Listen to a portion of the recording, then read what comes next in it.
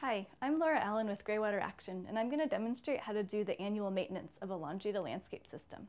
First, I'm going to check my three-way valve and make sure there's no leaks. So I'm just going to do a visual inspection, make sure there's no moisture. I'll also check the auto vent. There never should be moisture coming out of either of these places. Normally I would notice if there was a problem when I was doing laundry. Next, I'm going to check to make sure my labels are intact, and they are, to make sure that anybody who uses the machine knows where the water's flowing. And now I'm going to go outside and check the outlets and the basins. And I'm going to take my site plan, my plot plan, so I don't overlook any of the outlets when I go outside. So we're going to be doing the maintenance of the mulch basins here, and we're irrigating 3 small goji berries. When I do the maintenance, I'm looking for 2 things. I'm looking for an airspace between the Greywater outlet, so where the Greywater is coming out, and the ground. Because we're in California, we need to have a 2-inch cover, so our Greywater outlet is actually covered up, and if there's no air underneath there, roots can grow up and clog our system. So I'm going to check for the air gap, and then I'm also going to check that there's wood chips or mulch underneath, because that's the filter for the Greywater. So I'll check the first one. So this one, I see a nice air gap, I see wood chips. That one is ready to go, so I don't need to do anything. This one has a good air gap, but the mulch has decomposed. It's turned into soil, so I need to dig that soil out and replace it with mulch. And this one I can just take off. I'm gonna dig down. These basins are pretty small because there's not much Greywater coming out of each outlet. There's only about 2 gallons at a time coming out every couple of days.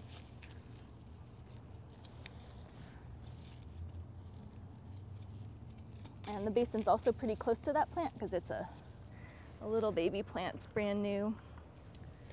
So this is a very small mulch basin compared to other systems. So now I have my air gap.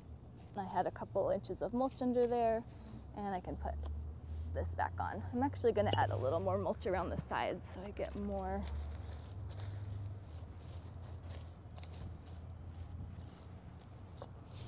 There, that one's done. And the last one, this one has an air gap and it has wood chips. So this one is also fine. It doesn't need any maintenance at this time. So I'm going to check this outlet. This is a bigger outlet, a bigger mulch basin. More water's flowing to this area, and it's also a place that people walk. So we use one of these sturdy valve boxes, cut down a little bit to make it the appropriate size. So I'm going to check for the same things. Check for the air gap. This one has a little more than 2 inches, about 2.5 inches, so that's great.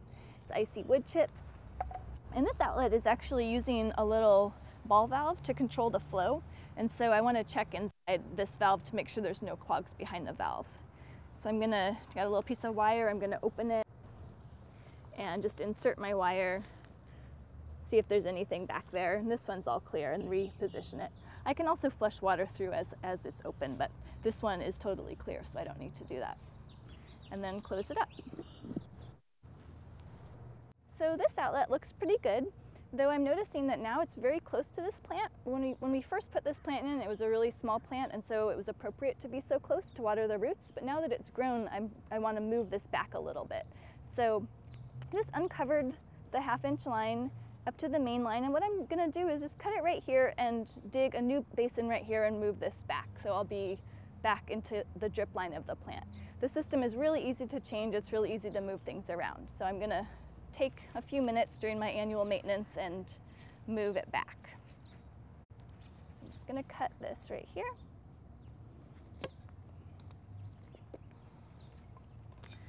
And I'm going to dig this out.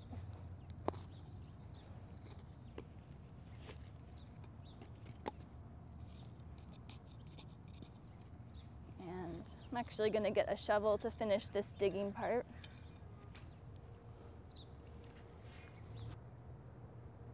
So I just redug the basin. I moved it back about 1 foot from where it was, so now I'm again in the drip line of this young plant. The basin's just about 1.5 feet wide by 1 foot long by 1 foot wide. It's not getting too much water, about 2 gallons per load is coming into this basin.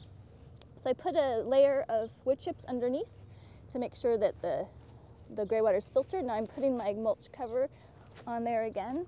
And I have a nice big air gap because I just maintained this basin. Now I'm going to fill in the rest of the basin with wood chips.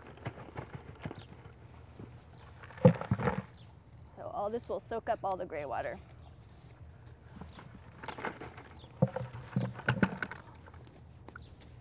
And then I'll cover it. And this one's done.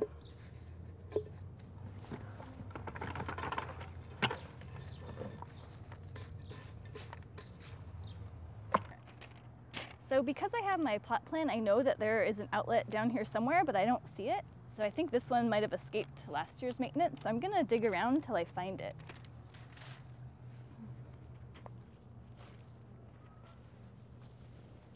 So I know, yeah, there it is. So I knew it was over here.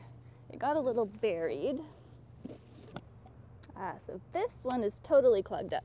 This weeping mulberry has sent all of its roots in here, and it's totally clogged up, so we definitely need to maintain this one.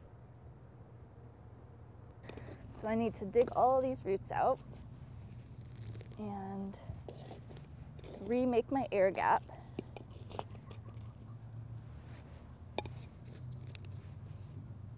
Actually, I think I'm going to just dig all around. It's time to remove a little more of the soil. About once every couple of years, it's a good idea to dig a larger area if you've gotten a lot of decomposition.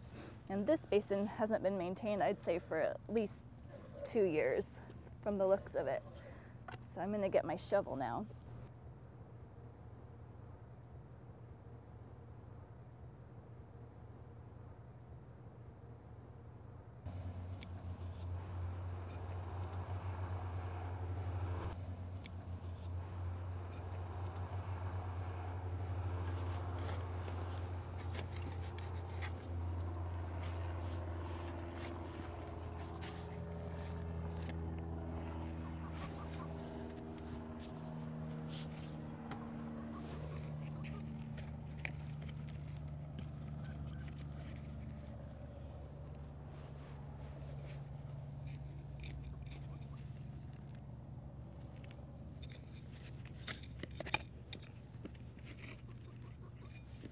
Okay,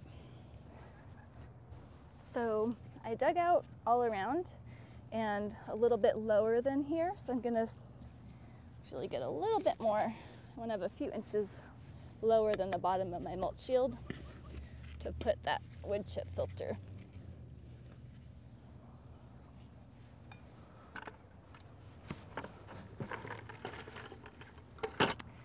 So now there is a layer of wood chips underneath. Now I have my big air gap again so the roots can't get back up in there. And I filled in this basin so it has this area for the greywater to spread out into, right by this weeping mulberry tree. It's about to leaf out, and I'll put the lid on and then I'm done with this one. So it's also important to check the end of the line. In every system there should be one place where the 1-inch tubing is unrestricted, and in this system it's here, and this one is unrestricted. There's the air gap, there's the wood chips, everything looks good. But just to make sure, it doesn't matter where it is in the system, but there's some place for all the water to flow out if there were to be clogs along the line. And so now I'm at the last step. I can test and tune the system to make sure I'm getting even flow. When I was going around checking these, it was moist under every outlet, so I'm actually not going to do that part. But if you're noticing that some outlets feel more moist than others, or if you haven't done it for a long time and want to check the flow, you can either just run your washing machine and see how the water flows, open everything up and then come and check on it as the water's coming out, or you can insert a garden hose. Usually there's a place for where the tubing connects to the PVC. This is the fitting that I use in my systems, and it's really easy to get a little adapter. This is just a 1/2-inch slit by 3/4 female hose thread. You can get it at Home Depot, and this will just fit into here temporarily, and you can put the garden hose and then run pressurized water throughout the system, and you can go and check on the flows. If you notice that some flows have more water than others, you can do just like when you built your system. You can readjust the angles of the T up or down according to whether you need more or less water, and then you can also adjust your ball valves to have them and potentially add one if you need to. This would be just the same as you did when you built your system. And now I'm done, so for the year, that's it.